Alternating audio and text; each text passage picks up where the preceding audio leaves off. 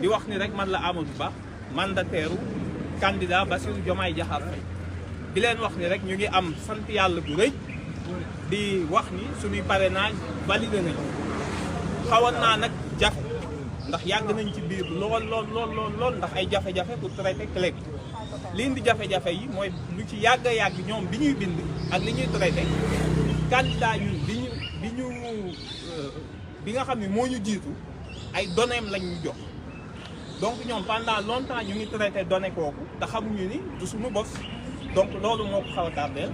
mais yàlla def na ci jàmm ñuy remercier le peuple sénégalais bi nga xam ni ci diir bu ndaw contrairement à ñi si des fexe nañ ba Bassirou Diomaye Faye am parrainage yu doy te ñëpp xam nañ ni parrainage même ñetti weer doyul pour nga matal donc ñu ngi remercier le peuple sénégalais ñëpp ñi nga xam mobiliser nañ seen